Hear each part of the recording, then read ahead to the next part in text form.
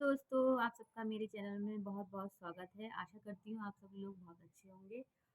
आज मैं एक बहुत ही इम्पोर्टेंट टॉपिक लेके आई हूँ जिसको बहुत ज़्यादा सर्च किया जाता है और बहुत ज़्यादा जितनी भी प्रेग्नेंट लेडी होती हैं उनकी एक क्वेरी होती है कि उनका जो आने वाला बेबी है वो क्या होगा, लड़का होगा या लड़की होगी।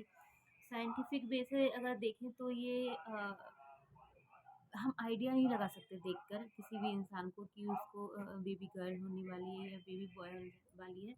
बट हमारी जो दादी नानियाँ होती हैं, हमारे जो बुजुर्ग होते हैं, वो कुछ सिम्टम्स ऐसे देखते हैं जिसको देख के वो ये आइडिया लगाते हैं कि आने वाला बेबी कौन सा होगा। और जैसे कि मुझे अपनी पूरी प्रेगनेंसी में ये क्यूरियोसिटी थी कि मुझे क्या होगा, मतलब कभी बॉय का ख़्याल आता था, कभी गर्ल का ख़्याल आता था। बस बहुत अच्छा लगता था उसके बारे में सोचना। और मैं यही वीडियो बनाने वाली हूँ कि मेरी बेबी गर्ल के मुझे क्या-क्या सिम्पटम्स हुए थे, जिससे ये क्लियर होता है कि लड़की होगी या लड़का होगा या जो मेरे सिम्पटम्स हैं, अगर वो सिम्पटम्स भी आपको हैं, वही सिम्पटम जैसे आपको हैं, तो आपको क्या होगा।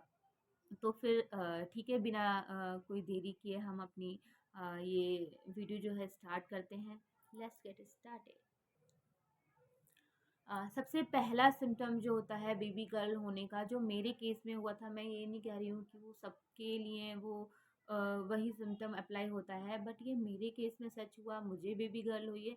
मैं इसलिए आपके साथ ये सारे सिम्पटम्स शेयर कर रही हूँ।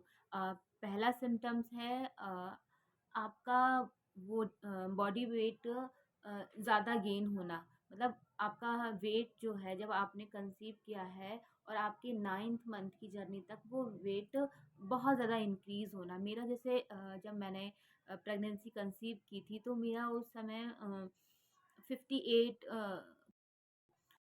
मेरी 9th मंथ तक वो जाते-जाते मेरा वेट 72 73 तक था। तो बहुत बोलते हैं कि अगर प्रेग्नेंट लेडी का वेट जो है ज़्यादा गेन हो रहा है तो उसको बेबी गर्ल होगी। दूसरा सिम्पटम है फेस पर ग्लो रहना।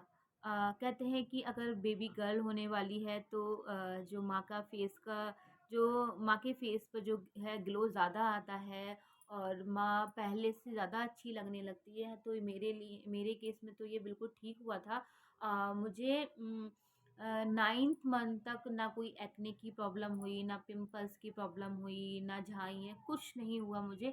और मेरी जो कलर टोन था वो 1-2 पॉइंट आगे, मतलब लाइटन हो गया था। मेरा जो कलर था पहले से फेयर हो गया था कुछ। तो मेरे केस में ये ठीक हुआ। नंबर 3 होता है, नंबर 3 पर है पेट का शेप। कहते हैं अगर पेट का शेप जो है नीचे की तरफ होता है, पेट का अगर प्रेग्नेंट लेडी का जो टमी शेप है, अगर वो नीचे की साइड है तो बेबी बॉय होगा। अगर ऊपर की साइड एकदम गोल है प्रेग्नेंट लेडी का पेट, तो जो है वो बेबी गर्ल होगी। तो मेरे केस में तो ये बिल्कुल ठीक साबित हुआ। मेरा पेट एकदम गोल था और बिल्कुल नाभि तक था मेरा पेट जो था, नीचे मुझे फ़ील नहीं होता था, मुझे तो कोई भी भारीपन नीचे फ़ील नहीं होता था और मेरा जो पेट था वो ऊपर के साइड में था।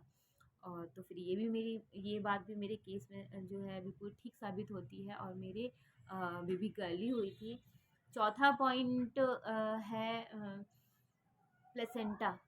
प्लेसेंटा 2 होते हैं, एंटीरियर और दूसरा होता है पोस्टीरियर। कहते हैं अगर प्लेसेंटा एंटीरियर है तो बेबी गर्ल होगी, प्लेसेंटा पोस्टीरियर है तो बेबी बॉय होगा। बट कभी-कभी होता है, बहुत बहुत रेयर केस जो कहेंगे, बहुत कम, 100 में से 70-80% में ये बात बिल्कुल ठीक बैठती है कि अगर प्लेसेंटा एंटीरियर है तो बेबी गर्ल होगी, प्लेसेंटा पोस्टीरियर है तो बेबी बॉय होगा। तो मेरी बेबी का प्लेसेंटा एंटीरियर था और मुझे बेबी गर्ल हुई, तो मेरे केस में तो ये भी बिल्कुल राइट ही हो गया था। मतलब कि जो बातें बोली जा रही थी वो सच ही होती जा रही थी। जो 5वां जो होता है सिम्पटम जो मुझे था, वो फ़ीटल हार्ट रेट भी होती है कि अगर बेबी की फ़ीटल हार्ट रेट 140 से अबव है बेबी गर्ल होगी, अगर वही बेबी की हार्ट रेट 140 से नीचे होती है तो बेबी बॉय होता है। और मेरे तो पूरी 9th मंथ की जर्नी में ही फीटल हार्ट रेट 140 से अबव ही रही है हमेशा। तो मेरे केस में ये भी बिल्कुल ठीक साबित होता है। आशा करती हूँ मेरे द्वारा दी गई जानकारी आपको अच्छी लगी होगी। अगर अच्छी लगे तो प्लीज़ वीडियो को लाइक कीजिएगा, मेरे चैनल को सब्सक्राइब कीजिएगा और बेल आइकन के बटन को भी ज़रूर हिट कीजिएगा। फ्रेंड्स, अगर आपकी कोई क्वेरी हो, आपको कुछ पूछना हो तो कमेंट बॉक्स में प्लीज़ कमेंट कीजिएगा, मैं उसका रिप्लाई करूँगी। और ये कहूँगी कि ये सिर्फ़ हम इस नॉलेज को एन्जॉयमेंट के तौर पर लें, एक फ़न के तौर पर लें, एक टाइम पास के तौर पर लें। इसको हम ये मन में डिसाइड करके ना बैठें कि मुझे लड़का ही होगा या मुझे लड़की ही होगा। क्योंकि जब ऐसा होता है ना कि हमने डिसाइड किया कि हमें लड़का होगा या हमें लड़की होगी और उसका अपोज़िट जेंडर जो है जो हुआ, तो हम उस प्रीशियस मोमेंट, हम उस बेशकीमती मोमेंट को जो है एन्जॉय नहीं करते हैं। हम यही सोचने में रहते हैं कि अरे! ये कैसे हो गया? लोगों ने तो मुझसे ये कहा था, मुझे तो यही होना चाहिए था, मेरे तो सारे सिम्पटम ही इस चीज़ के थे। तो प्लीज़ मेरे दोस्तों, आप अपने मन में कुछ भी डिसाइड करके मत बैठिए, सिर्फ़ आप गैस कीजिए, आप सोचिए कि ऐसा भी हो सकता है, ऐसा भी हो सकता है। ये मत कीजिए कि 100% मुझे ये ही होगा, क्योंकि जब उम्मीदें टूटती हैं ना तो बहुत बहुत बेकार लगता है।